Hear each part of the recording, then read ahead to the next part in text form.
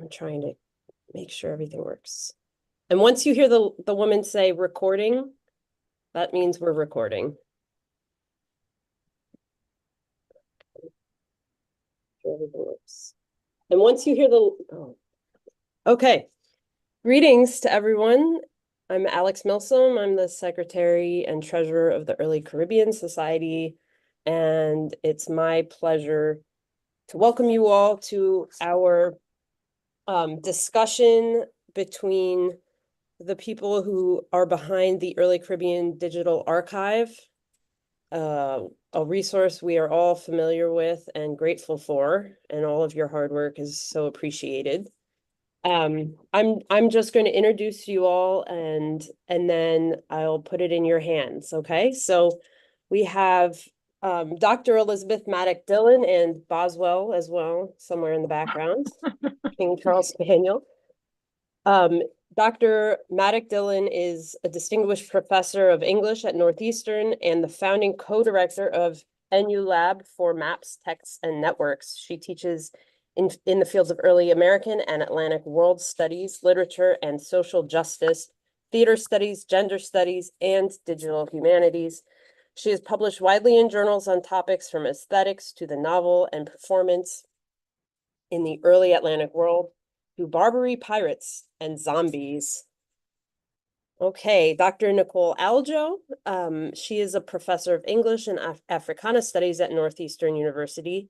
Her research focuses on 18th and early 19th century Black Atlantic and Caribbean literature with a specialization on the slave narrative and early novels. Currently, she is at work on 2 new projects that extend this research in productive ways. The first examines representations of Caribbean women of color produced in Europe and England between 1780 and 1840. And the second explores relationships between narratives of Black lives and the rise of the novel in Europe and the Americas in the 18th century. Next, we have Reba Charles-Dickson, whose research was inspired by her introduction to the Indigenous and Black quote-unquote monster during her social studies class, where she was always conflicted about this categorization. She has a Bachelor of Arts from the University of the Virgin Islands and a Master of Arts from Florida Atlantic University, where, among other things, she continued to explore the monster characterization of les damnés de la terre. Currently, Reba is an English PhD student at Northeastern University, where she serves as the project manager for the Early Caribbean Digital Archive, ECDA, managing editor for Digital Humanities Quarterly, and a coordinator for the Women of Color in the Academy. And finally, we have Savita Maharaj, who is an English PhD student at Brandeis University. She received her Bachelor of Arts in English from Northeastern University in 2022, and her Master of Arts in English from Brandeis University in 2023. Her research interests include contemporary and 18th century Caribbean history and literature, archival theory, critical histories of race and gender, and post-colonial theory. Savita is the Early Black Boston Almanac's project manager and curriculum creator. So once again, welcome to the Global Equiano Conference, and thank you all for joining us today. And I turn it over to you. Hello, everyone. So I will share my screen. Hopefully, can you see it? Awesome. Yes. So thank you all for joining us today. Again, my name is Reba Dixon, and I'm the project manager with ECDA. On the call, we have Dr. Aljoe, Dr. Dillon, and Savita Maharaj. So we already kind of established the introductions. So I would like to, what is it? Okay, move along. Sorry about that. So this is Team ECDA as it stands right now. Savita, would you like to introduce yourself briefly? Yes, sorry, technical difficulties. My name is Savita Maharaj, and I'm an English PhD student at Brandeis, and I came to this project as an undergraduate student after taking a class on post-colonial women writers with Dr. Aljoe.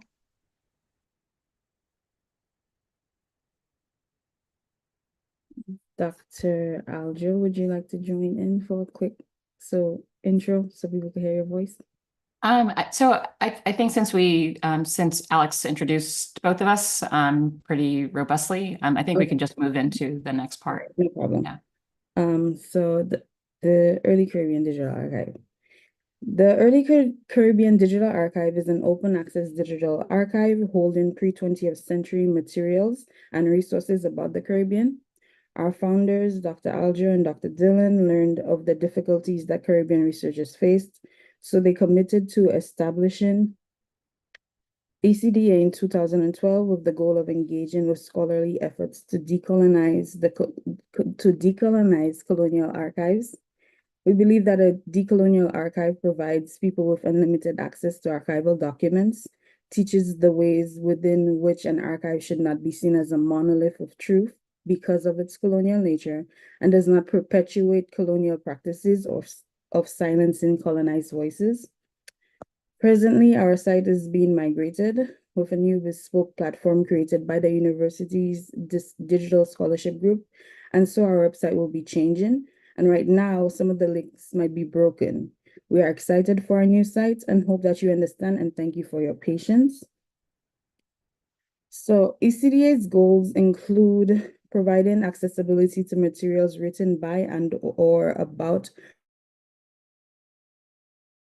Black, enslaved, Creole, Indigenous, and or colonized people in the Caribbean to facilitate efforts to decolonize the archive, which essentially means attending to how colonial power structures controlled and shaped knowledge production and combating it by adopting methodologies that disrupt, review, question, and revise the colonial knowledge regime that informs the archives, which we draw most of our materials from.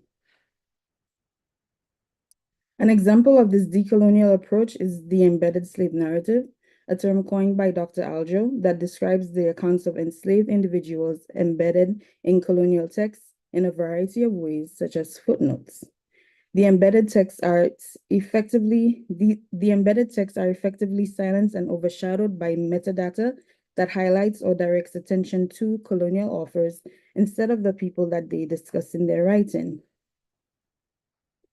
An example of this is Clara's narrative. By separating Clara's narrative account from the colonial text by her enslaver, Brian Edwards, we learn about her medical knowledge. Clara's narrative describes an effective inoculation for yaws, despite Edwards's dismissal of her complex knowledge and equates her and all Africans with savagery.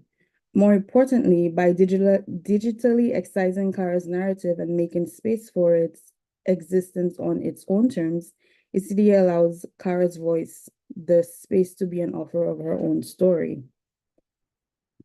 Our early Caribbean slave narratives exhibit is an example of this. And wait, sorry, I was too far ahead. And to speak about the experience of building exhibits, we'll have Savita to talk about this. So on the next slide, we have how the ECDA has a range of exhibits.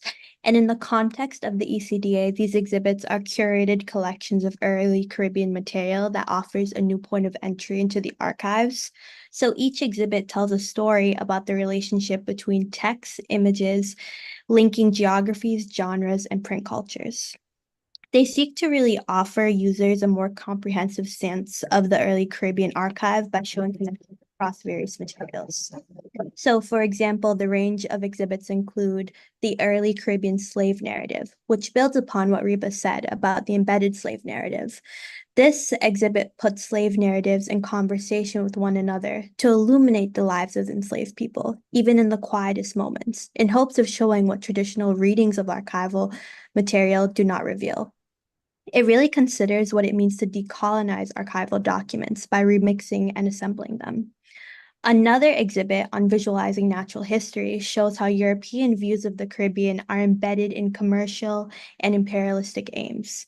This sort of analysis and reading is done through several European texts, including Richard Liggin's A True and Exact History of the Island of Barbados, which was published in 1657, as well as Brian Edwards' The History, Civil, and Commercial of the British Colonies in the West Indies, which was published in 1793. The range of exhibits even looks at obeah as a magical art of resistance in the early Caribbean. By examining obeah as a practice, culture, and religion from the perspective of Indigenous and Black Caribbeans, rather than from the perspective of European colonists who were quick to demonize the practice of obeah without fully understanding its significance and origins. So now I'm going to talk about the digital exhibit Carnival as an Act of Resistance that I created as an undergraduate research assistant with the ECDA.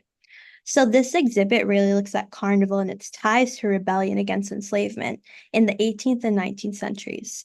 This Carnival exhibit takes the text written or illustrated by colonial powers and remixes said text, putting the perspective of enslaved people at the forefront of defining what Carnival is.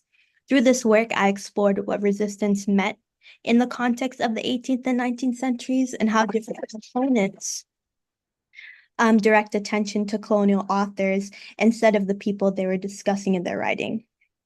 So Carnival are all part of Caribbean culture, a culture that colonizers lacked the insider knowledge necessary to fully understand or participate in its resistance and impenetrability to colonial knowledge. This exhibit explores how by applying post-colonial and decolonial frameworks to these colonial texts, we can see the archive in a new light. Drawing on work by Juanita de Barros, Audra Dipty, and David Vincent Trotman, as well as Linda Tuiwa Smith, I understand that decolonize means several things. To understand that these texts are based upon the author's perspective of Carnival, and these perspectives are not representative of the true spirit of the celebration. Observing the language, tone, and approach taken by the author and the use of us versus them language, really investigating these sources alongside current scholarship to gain more background and a more encompassing view, as well as minimizing systems of hierarchy or colonial lenses in which texts like these are often looked at and looked beyond. So in the next slide, I talk about my findings. I look at various texts such as colonial journals and images by Western travelers who often depict a really romanticized and idyllic portrayal of the West Indies and enslaved people, such as Brunias, Agostino, and Richard Burgins. For example, Miss Carmichael is a Scottish woman who wrote a detailed narrative about her travels to St. Vincent and Trinidad in 1834. Her journal can be used to understand this insider versus outsider perspective manifested in these celebrations, meaning the inherent fact that these acts of rebellions went unnoticed actually proves how successful these acts of oppositions were, the lack of cultural literacy colonists had towards Afro-Caribbean culture, and how rooted traces of resistance and rebellion are in maintaining one's culture. By looking at past technologies of resistance and opposition, we can learn and develop them for the future, working towards understanding cultural resistance as a form of celebration, embodiment, and life. And now on the next slide, I'm going to reflect on how I came to this project as an undergrad. And being part of the ECDA team really helped me situate myself in academia and learn what archival research is and what it means to decolonize through remixing and reassembling. This project will tie into my future dissertation, where I hope to explore the many shapes rebellion assumes and how free, enslaved, and indentured Caribbean women created narratives that influence our understanding of resistance in literature today. Speaking to my larger goal of looking towards post-colonial studies for how it seeks to redress the harm and erasure of colonial histories. So my project with ECDA, Venus Monster Syndrome, etc., is inspired through my research. My research examines imaginations of Blackness as monstrosity, particularly the experiences of Black women, which brought me to their distasteful images. I wanted to make some noise with these images of allegedly vulgar women in a way that recognized their trauma without recreating the spectacle of their dehumanization. so that they wouldn't remain completely silenced within the archives. This visual project is a manifestation of Venus Monster Syndrome, which I believe explains the ways that Black women were and are still seen and treated as monstrous, quote unquote. To define Venus Monster Syndrome, I draw on monster theory, misogynoir, and intersectionality, as well as post-memory, where I apply a post-memorial lens to to archival images to confront their painful past, challenge archival narratives, and connect contemporary issues. Inspired by Ruth Middleton and Mary Prince, I use embroidery to create an archive where quote-unquote monstrous imaginations are represented, that is remixed and reassembled. By embroidering these archival and contemporary images, I wanted to explore another side of Black women's lives that is overlooked due to the abundant accounts of their trauma. I wanted to capture their memory in what Saidiya Hartman calls another mode of writing that does not favor colonial forms of storytelling. This aesthetic mode was adopted because we know, like Hartman, like Hartman, do not believe that the future of abolition must first be performed on a page. Why not on cloth with vibrant colors, patterns? Why not add my own hair? Why not call it a counter-narrative archive, since it is a history stitched with and against the archive? This visual project is a limited attempt to redeem lost and denied humanity. But if by viewing it, you find a lesson for our future, a hope for history, as Hartman puts it, I think that maybe it's not so limited because you cannot see the perpetuated monster, right? My work with ECDA encourages me to investigate these monstrous traits associated with Blackness in the archives. Currently, I am examining how the monstrous traits of enslaved individuals in the diaries of Matthew Lewis and Mrs. Carmichael are subversive and rebellious, since they reject the submissive slave trope. I'm excited for the possibilities of remixing and representing Blackness, and look forward to creating an online exhibit and connecting this work to my dissertation as well. If you are interested in collaborating with ECDA to create an exhibit or propose a project or become a graduate research affiliate or teaching partner, I encourage you to contact us via email. We'd love to hear your proposals and work with you. Thank you. Stop sharing.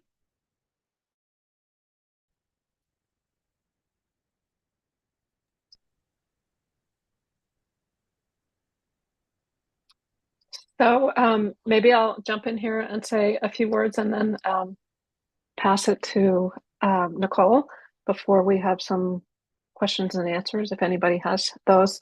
So first, let me just thank both Savita and Reba for the terrific presentation, as well as for the work that they have done for the ECDA. I think that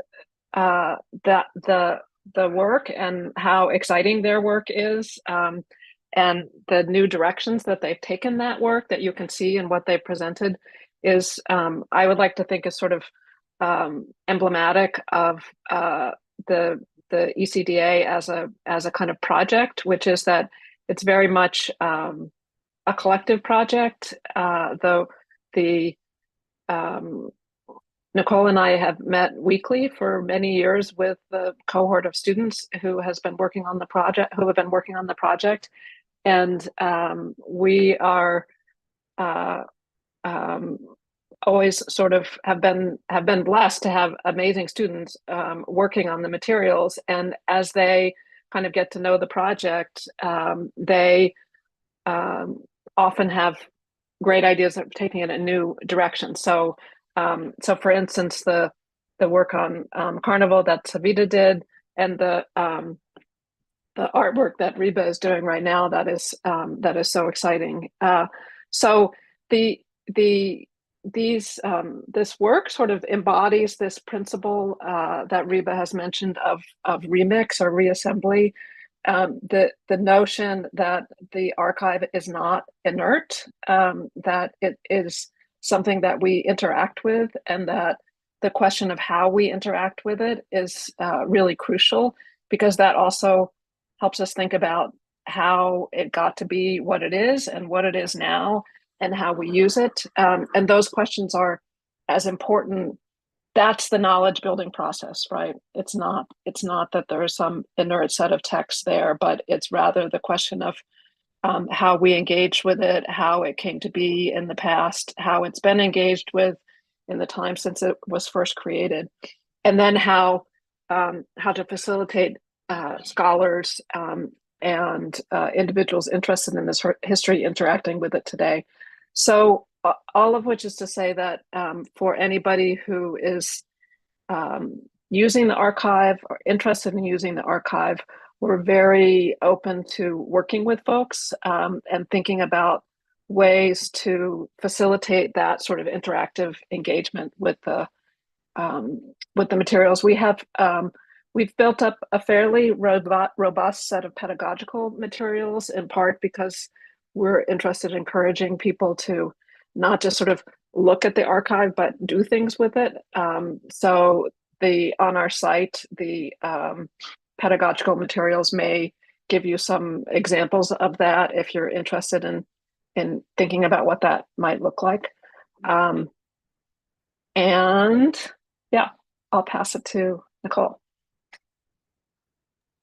I mean, you guys have offered a really thorough kind of overview of ECDA. I don't necessarily have anything to add, other than to maybe draw everyone's attention to the tapestry that is to the left of Reba's head, which is part of her, that's related to the digital project that she's working on, and which is also related to her dissertation. Yeah, there's just this really, really wonderful and dynamic kind of interplay, right, between right, actual material culture and the digital, and also the important kind of representational politics, right, particularly around the early Caribbean and women of color. But Reba's both the digital project and the fabulous tapestry that you can see behind her all are in conversation with all of those elements in this really wonderful kind of way. So cool. Looks like we have a question. So I'll read it aloud. This is wonderful, and I'm struck in what has been said and shown regarding the relationship between the digital and the material. I love Reba's embroidery. Everybody does. It's from it was the result of a final project for my graduate class on the global slave narrative. And I keep trying to persuade her that, right, she should give it to me because it started in my class. But anyway, so yeah, Reba, could you tell more about the work in the ECDA and how that might help us to see material cultures, including texts themselves in the early Caribbean in new ways? That question, my immediate thoughts would be referencing the embedded slave narratives, possibly, looking at how individuals are represented, how their narratives talk about themselves, and trying to find images that kind of tell that story, or try to use critical fabulation for us to imagine what else is not told with the story, and try to piece things together and use our own creativities to then come in and create something that represents that. And for me, like with Black women, this project came about from Dr. Aljoe's class for sure. But even before that, I was thinking of like the ways in which Black women are just plagued in society with how their bodies are interpreted. And so after reading Mary Prince's narrative and seeing Ashley Stack, I was just really struck by the power of embroidery. For one, I learned to embroider at a very young age.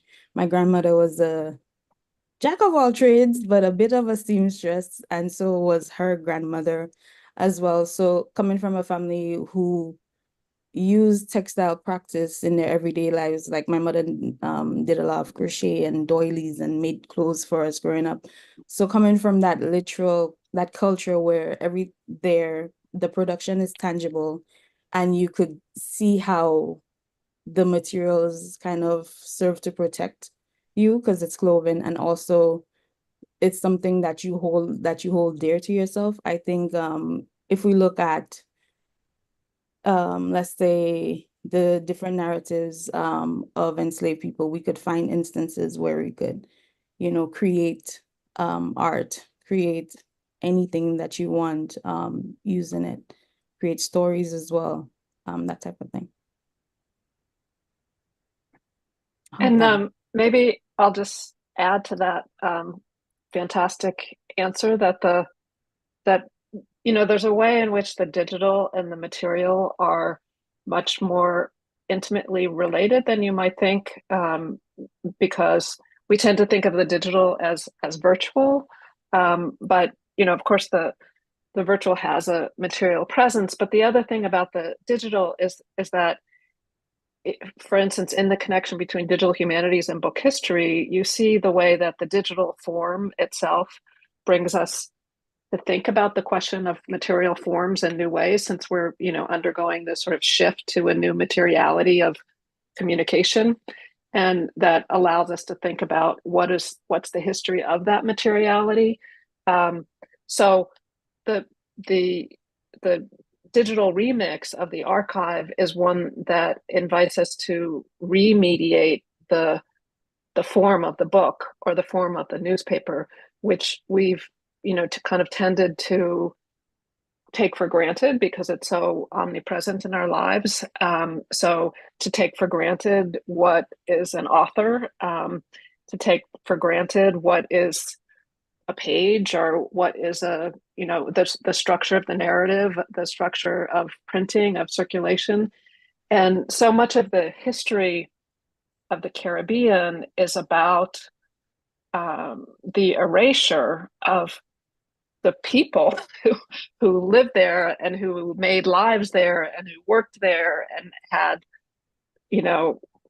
rich communities and aesthetics, and all of that disappears from the kind of colonial account that appears in print and is sent back to the metropole or published in the metropole. So when you re-engage the materiality, there's a way in which you also re-engage that history, I think. So even Reba talking about the embroidery makes me think about where's the cotton from? Where are the textiles from? What's the history of the production of the dyes and so forth? So I think that the digital can really invite us into that materiality, and that's really crucial for thinking about the history that we want to gain access to in the Caribbean that so often has disappeared from our conventional archival forms.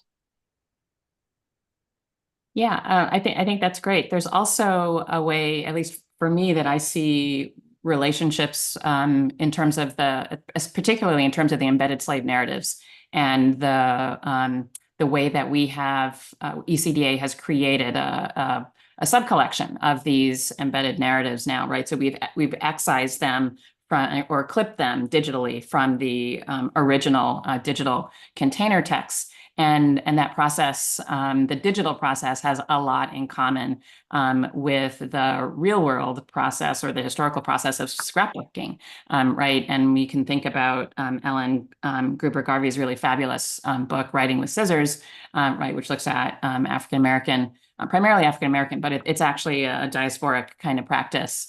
And I know that my mother, for example, was keeping scrapbooks of her family up until right before she passed. So there's this idea for particularly African diasporic communities that the material culture and clipping and excising, right, things offered them a possibility, a way of creating, right, these new texts because they weren't being recognized in particular kinds of ways. So we have a question from Cassie. in the Q&A. This is Cassandra Smith, who's at the University of Alabama. Can you talk a little bit more about what's included in this digital archive and what isn't? How did you think about the parameters when putting together the digital space? So I'm happy to start us off, and then Elizabeth, you can add in whatever I will inevitably leave out. So we had thought about I think the initial place to start is that our intent was never to replace the archives that exist in the real world on the ground in the Caribbean, right? So we still want people to actually physically go there, and consequently the items that we have in our archive don't replicate the look of these documents. So you actually have to physically go to the archives in the Caribbean to actually see some of these items. So we're just representing them in digital form. So the idea was that all of these archives, they're all over the place. So they're in the Caribbean, they're in metropolitan centers, but they're also in weird places like Pennsylvania, in the hinterlands of Pennsylvania. So like the Moravian archives, for example, are in the Moravian. The Moravians were, very active in the early Caribbean. So their archives are in Pennsylvania, where the Moravian historical archives are. So, making these items digital allows them for greater accessibility for scholars in the US, but also scholars in the Caribbean to work with them. Because although we would think getting between the islands is a relatively easy, seamless process, it's not always. So again, our emphasis was really on accessibility. The focus, as we said earlier, is, texts produced before the 20th century. Elizabeth, do you want to follow through with some other elements about our parameters? Sure. I think there's a little bit of I don't know, I would say happenstance rather than grand planning at stake. One of the first things that we did was turn towards relatively low-hanging fruit, I would say. So texts that were available, and also texts that were really interesting and that were important, but that didn't exist in easily available editions. Many of these texts just don't exist in easily available editions, which is part of the reason for making them available digitally in the first place. So a lot of the things that we have up here are fairly canonical. What's less canonical, so to speak, is our presentation of them, our thinking through how to engage with them. What the other thing that I would say is that we've existed quite a while now, but we've so just barely scratched the surface, So for instance, most of the if not most of the texts are in English, right? And of course, there's a vast array of texts in other languages that we would also love to include. So that's not the basis of a decision to only include English language texts. That's the basis of let's start with the low-hanging fruit, low-hanging to us, because as English speakers, or predominantly English speakers, I would say, that seemed accessible. But there is so much more to do that we haven't done, and it's not that it's not included within the parameters of what we would like to build, but that we haven't had the time or capacity to do that. Yeah, and I think one of the just to bring this back around to the digital, one of the affordances of the digital is that it allows us to do different things with our archive. So it's not just a matter of digitizing and creating what's known as a custodial kind of archive, right, where we have these things, these objects that exist. It's also about challenging that question. And so to do things like the embedded slave narrative, right, to digitally clip and foreground items that normally would be silenced, right, in traditional archives. It's also to bring these items in conversation with each other, right? So thinking about the, you know, like the exhibits on Obia, the exhibit on Carnival, and then the collections that we have, right? So we have a couple of collections, one on Obia, one on natural history, and there are collections that we want to create as well. And the idea being that these texts, right, signify differently when you put them in conversation with each other. So that's another, you know, point of expansion, which has been kind of complicated by the transition or the migration to the new platform. But we're hoping once the migration happens, there'll be a lot more utility with the site and accessibility on the site, and we'll be able to have more people actually participate in terms of creating exhibits and that kind of thing.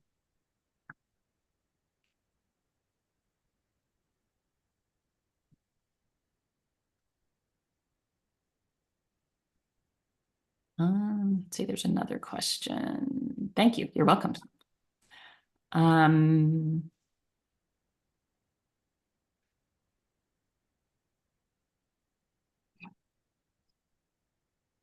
Do we want to maybe Savita, you could talk a little bit more about the relationship that you're seeing between your work on the early Caribbean and the digital archive and your dissertation. So how it, you know, is contributing to your kind of educational progress. Yeah, I think the ECDA has been huge in that for me because I didn't really know what archival research looked like or how to approach it. But coming from this, I see the ways in which the archive could also be a space of harm and violence. And in my own dissertation, which looks at the relationship between indentureship and enslavement and mechanisms of resistance and how that spans into like the 21st century and like contemporary Caribbean literature, I'm looking at like oral histories as a means of archiving as well.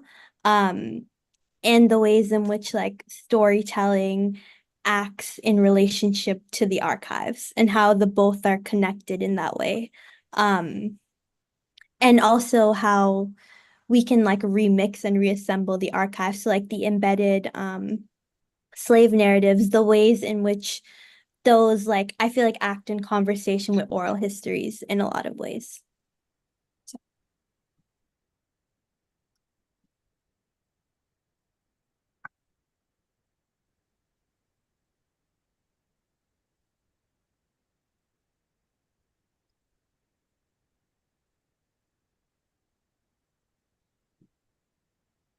Hi.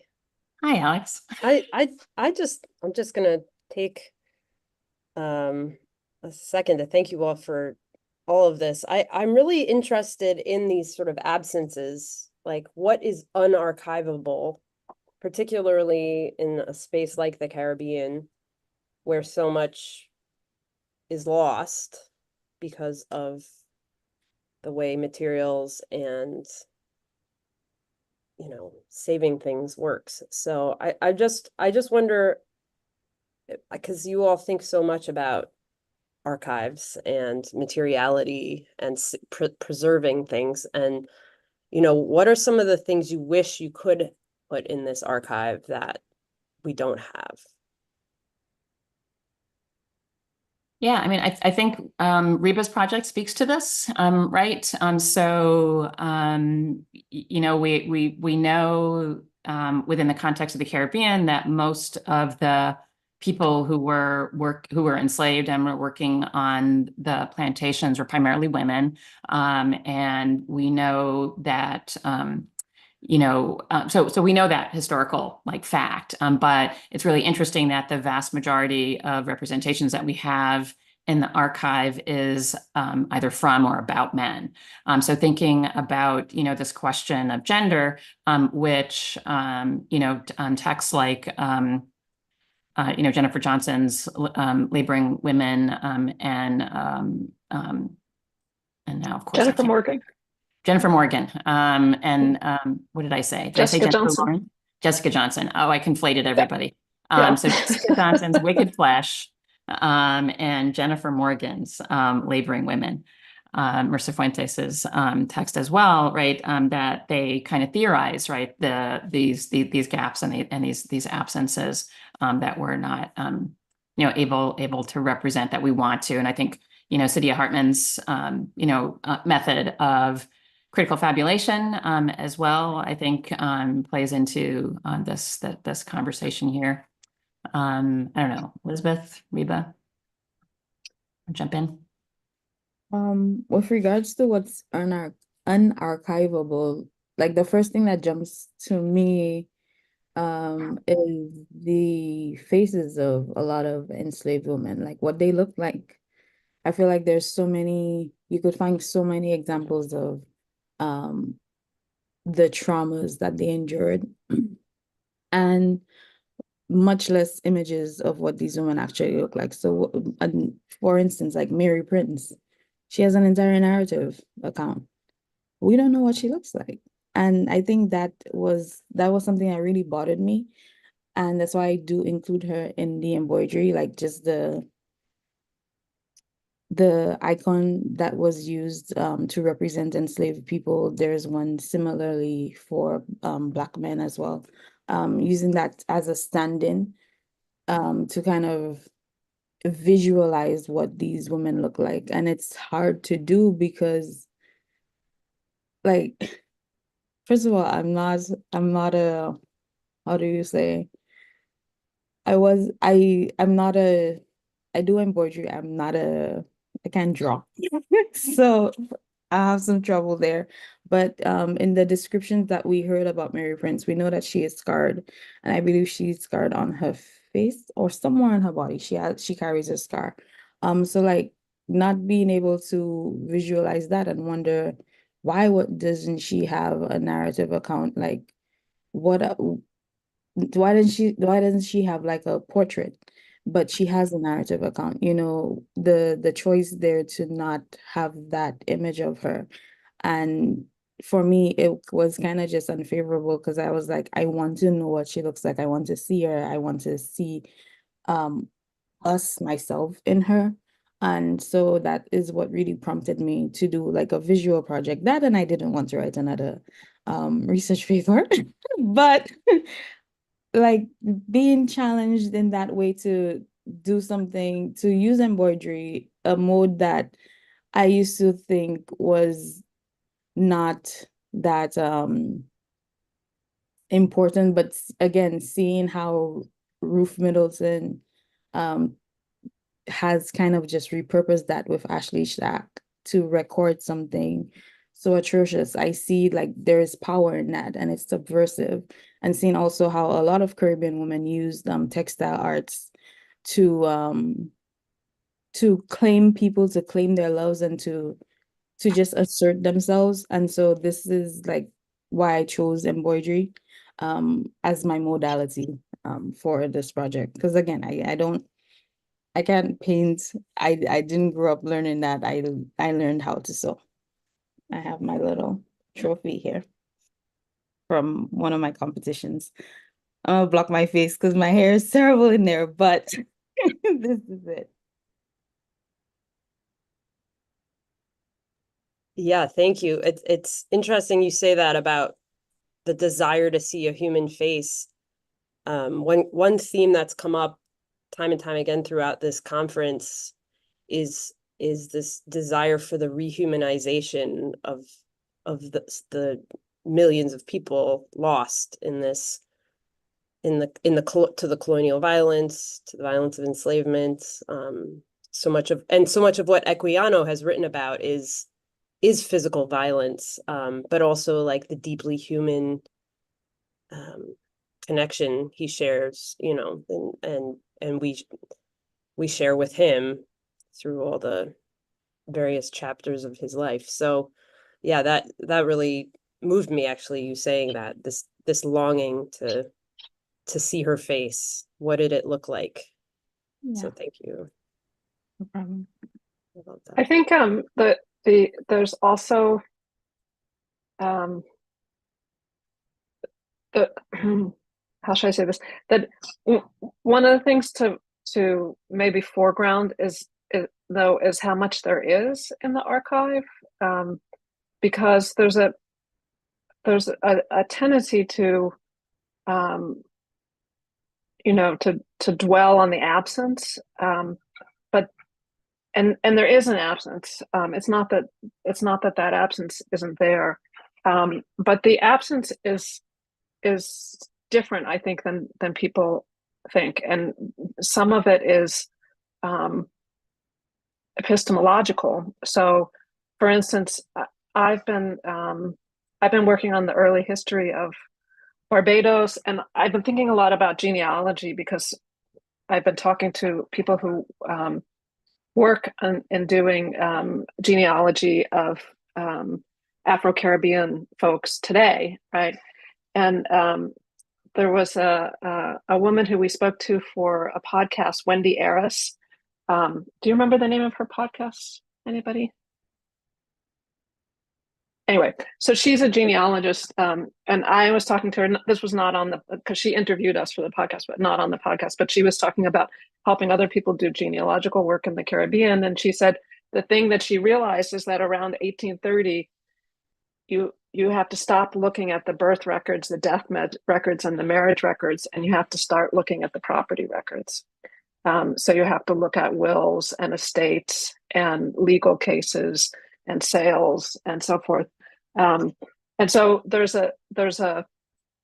and she was talking about how shocking that was on the one hand, but also how revelatory it was, like that there is this whole history there, but it's erased because of the notion that these the dehumanizing logic that was imposed on that kind of archival structure.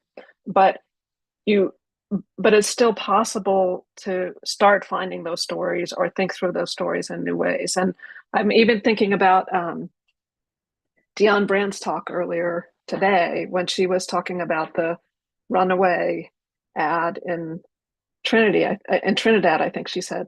Reba put the podcast in the chat. Thank you, Reba. And she was saying that she was talking about a woman who was described as a runaway who was pregnant and believed herself to be free, right? And how rich that conjunction of those three sentences were, right?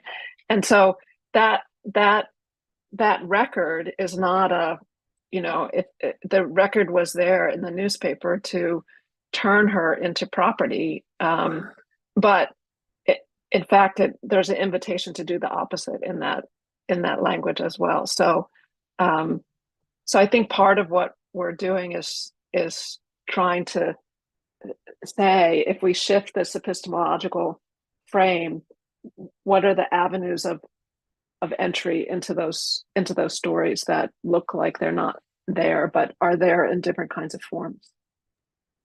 Thank you. Yeah. Thank you for connecting it back to the talk earlier, which was very rich. I think without further ado, we're going to have to part, as in 7 minutes, we will be the premiere premiere streaming of Lawrence Hill's keynote talk, which was pre-recorded. So I just want to plug that for everyone. But I really appreciated hearing about all these projects and seeing you all and connecting. So on behalf of the ECS, thank you all for joining us. And I look forward to seeing you all in the future. Thanks so much, Alex. Thanks, everyone. Thanks, everyone.